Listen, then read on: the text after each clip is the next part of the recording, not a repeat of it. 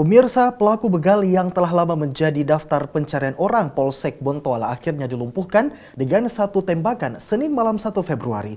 Pelaku diketahui sering beraksi di sekitar Masjid Al-Markas dan akhirnya ditangkap di sekitar Jalan Tinumbu. Pelaku begal ini berhasil dilumpuhkan oleh Satuan Reserse Kriminal Polsek Bontoala.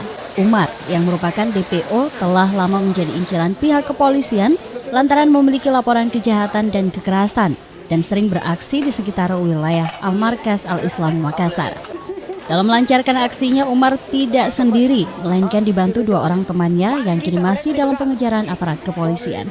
Ketika melancarkan aksinya, pelaku biasanya berboncengan dengan dua orang temannya dengan menodong korban menggunakan parang dan busur. Saat dilakukan penangkapan di sekitar Masjid Al-Markas, Umar berusaha kabur dari kejaran polisi, namun akhirnya dilumpuhkan dengan tembakan di kaki kanannya. Saat diamankan polisi, di tubuh pelaku juga ditemukan sebuah anak panah dan ketapel milik pelaku. Jadi kronologis penangkapannya, awalnya tim Desmos saya mendengar informasi bahwa pelaku ada di sekitar Tinumbu. Namun saya perintahkan untuk berangkat, ternyata ada. Penangkapan tadi jam 18.60, yaitu setengah 7.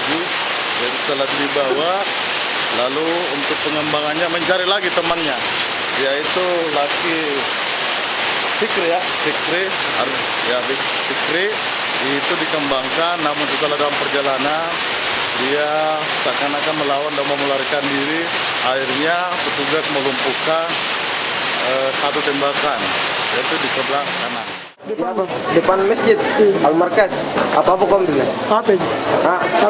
Di mana kau ambil? Di mana kau ambil? Langsung mana? Oh, berapa orang kau beraksi? Dua aja. Dua orang. Apa kau bawa kalau beraksi? Tidak ada. Busur apa? Tidak ada. Mas tidak ada, parang? Tidak ada. Tidak ada. Kenapa ditembak tadi? Mau kau lari? Saya lama mencari. Kau lama mencari? Saat ini pelaku tengah menjalani pemeriksaan lebih lanjut oleh pihak kepolisian. Pelaku akan dikenakan pasal 363 dengan kasus pencurian dan kekerasan, serta diancam hukuman penjara 6 hingga 7 tahun. Dari Makassar, Fitriana Sari, GoTV memberitakan.